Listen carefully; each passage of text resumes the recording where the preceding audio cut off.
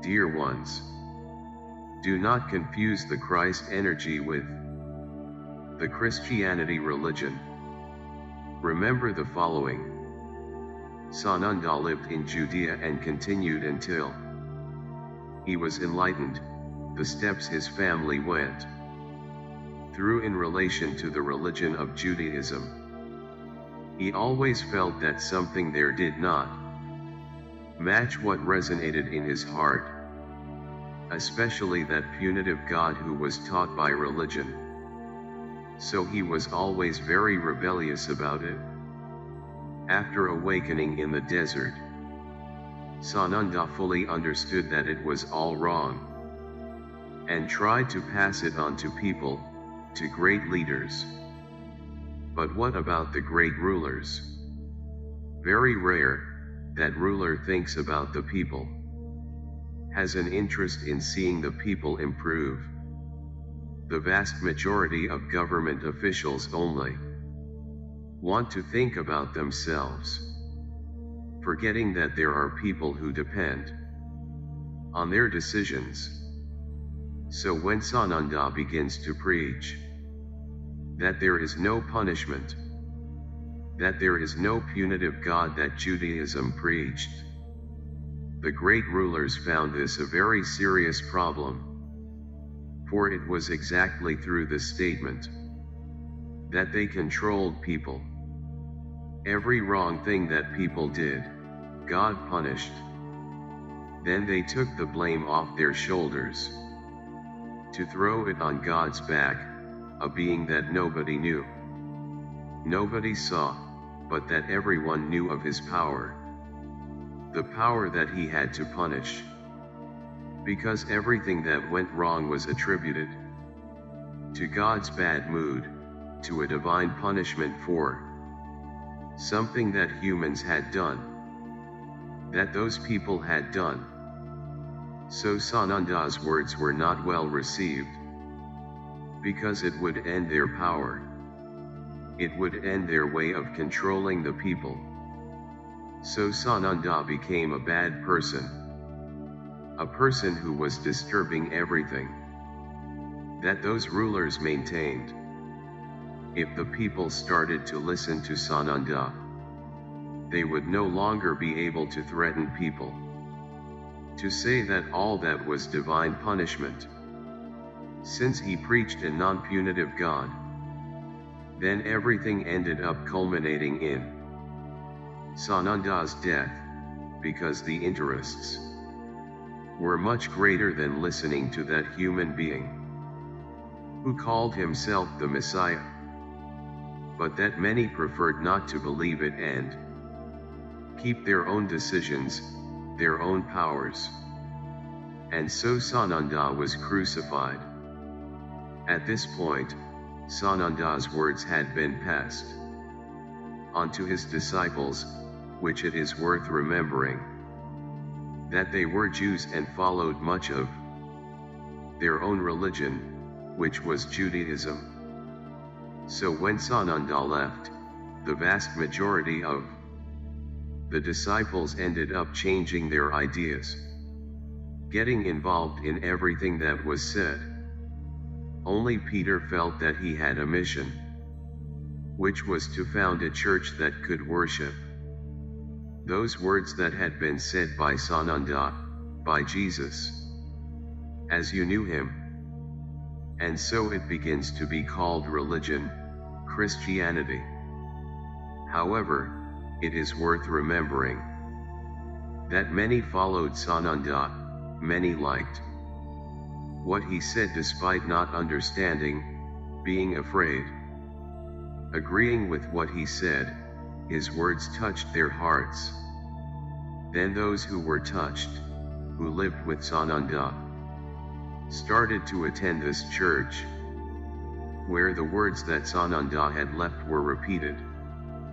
The rulers, of course, noticed this movement, but as long as it did not affect them, everything was fine. However, we cannot forget that you were being manipulated already at that time by some dark ones.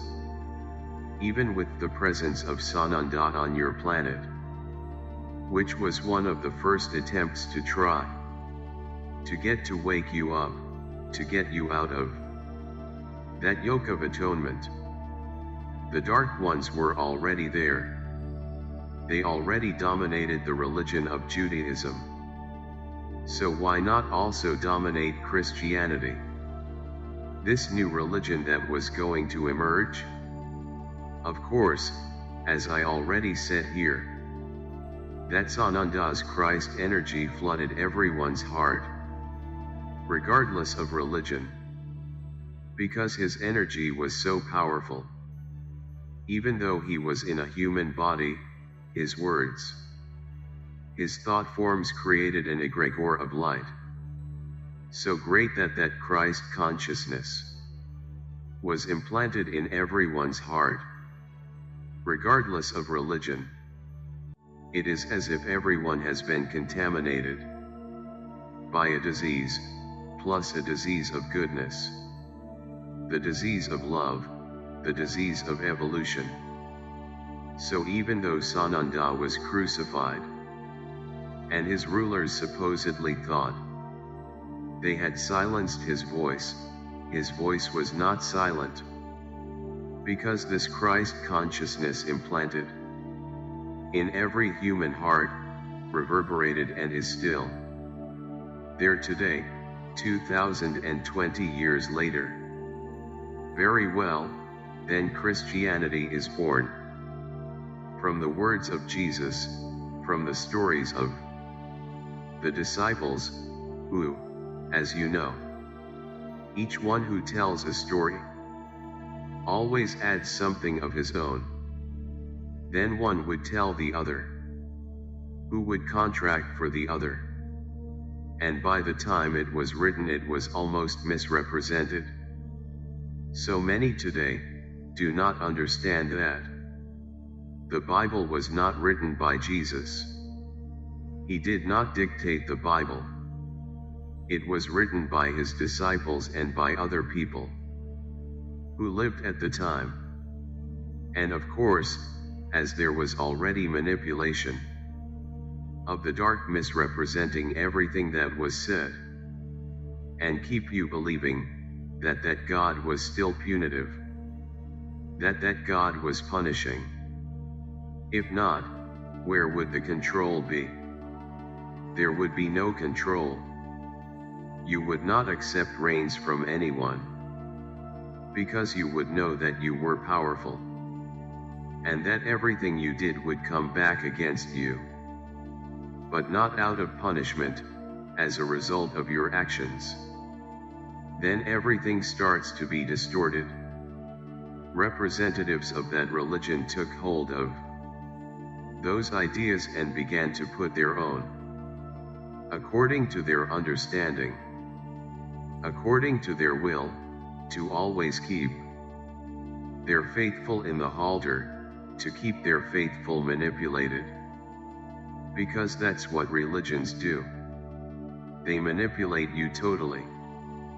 Many people wonder when a lot is said, but the vast majority put a blind faith in it, an absurd faith, and that if a religious leader reaches the point that you have to kill yourself in the name of God, you kill yourself, as it has happened in various parts of your planet. So, this is where it all starts. And your Bible is increasingly being modified. So let it be very clear, for everyone here, it was not Jesus who wrote the Bible.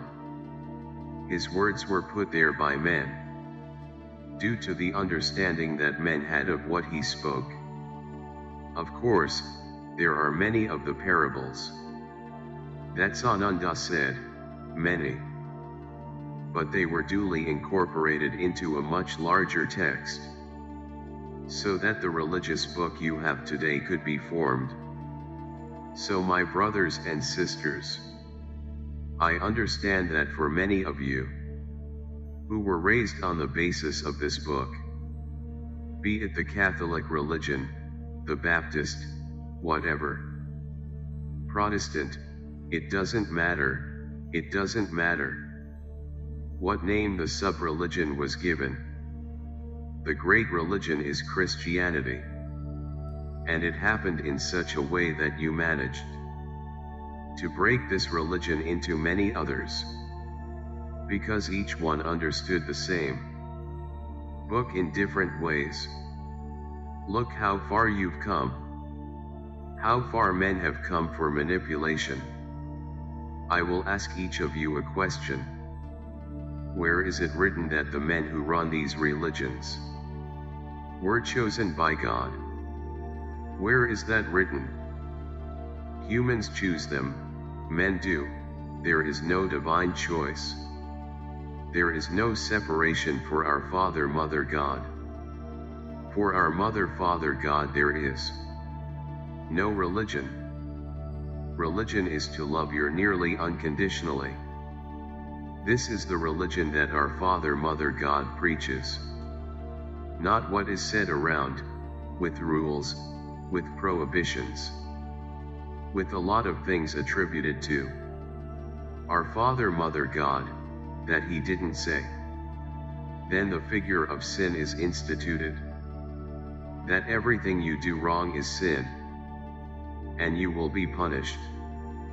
This is how they manage to keep society in line, where you have to respect God, because otherwise He will punish you, He will punish each one of you.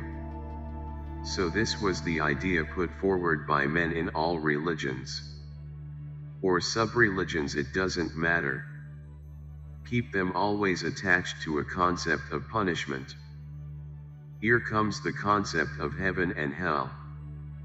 And that many of you still believe that. It's my brothers, this is still a small tip of the iceberg.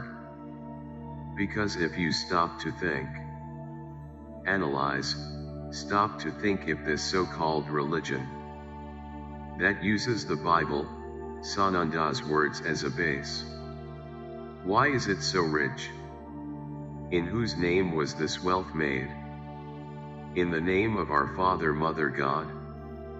In the name of our Father, Mother God. He killed himself, because people who did not follow this religion were killed indiscriminately. So one more way to impose power. Whoever did not believe this was killed. And many were sacrificed in this way. People who had powers, over time, were burned at the stake. Because those people brought the truth. They brought the strength of nature. They brought all the power that their soul had. What your soul has, so they were a danger to that society, so it was demonic, so let's burn them at the stake. And so this religion has been maintained over time. Killing, judging, condemning, demanding a lot of things, supposedly passed on by our Father, Mother God and Sananda. This is the most fragile part. It is the most beautiful part of the story. Because there is still an uglier part, which I am not going to tell here. You will know, because that is part of the truths that will appear. And I'm not just going to talk about this religion or these sub-religions of Christianity. I'm going to talk about the others too, who also kill in the name of a God. Supposedly they offer guarantees of a paradise to those who commit murders, who commit attacks, who commit the death of many people. They will have a guaranteed place in paradise. Is there anything more absurd than that? Then our Father, Mother God will be rejoiced, because there was an indiscriminate killing against those who did not believe in Him, and everyone will be welcomed with open arms, even by Him, in His heavenly room. My brothers, I can tell you that this causes I will not say that I feel sick, because I have no physical body, but it causes a horrible sensation in each one of us beings of light. When we see a brother killing himself, killing others, believing in a paradise full of virgins, this is painful for us, in our form, even conscience. We feel, why, how did a religion get lost at this point? It is like a replica of the Crusades. If you analyze it, is the same thing. All those who were contrary to what was preached for a certain very important being who was placed up there, were killed.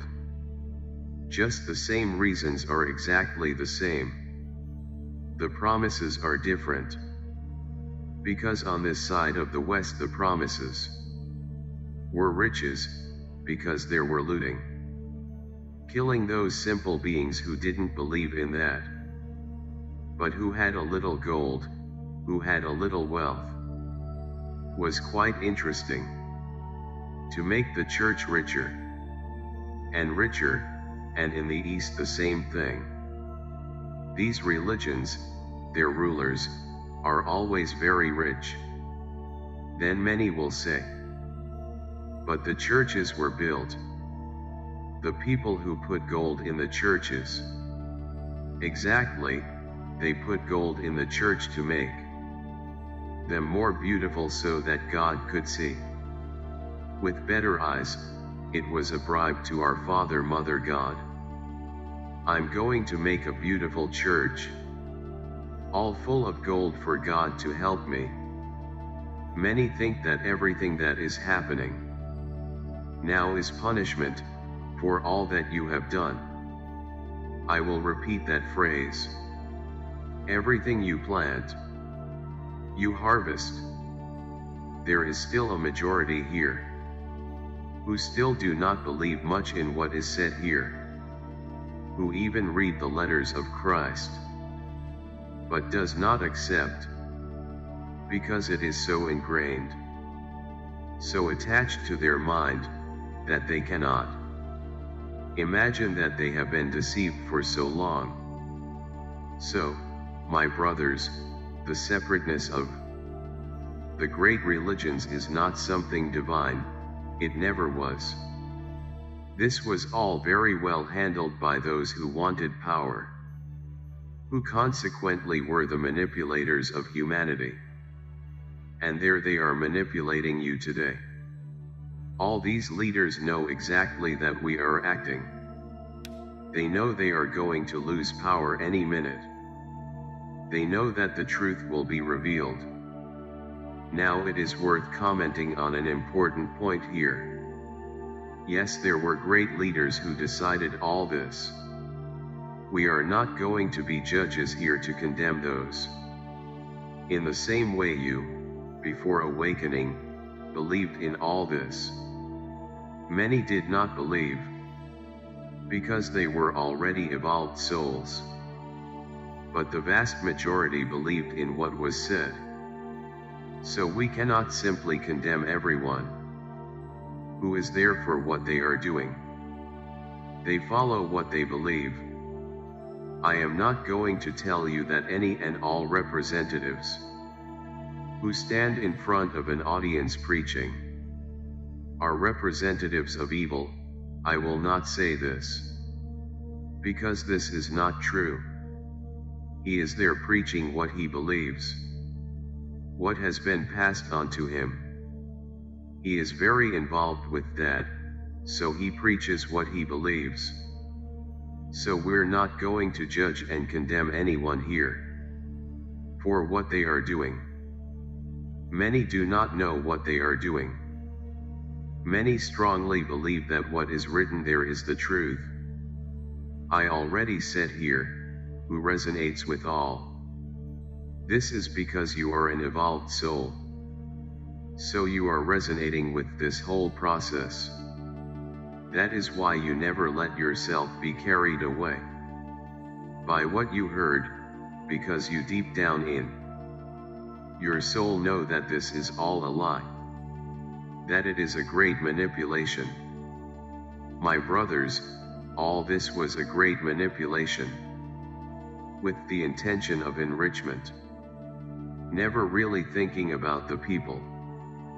What matters the message of Sananda, or the message of Buddha, or the message of any other being of light who has been on earth, has always been one. Love your next like yourself. Don't do to another what you don't want to be done to you.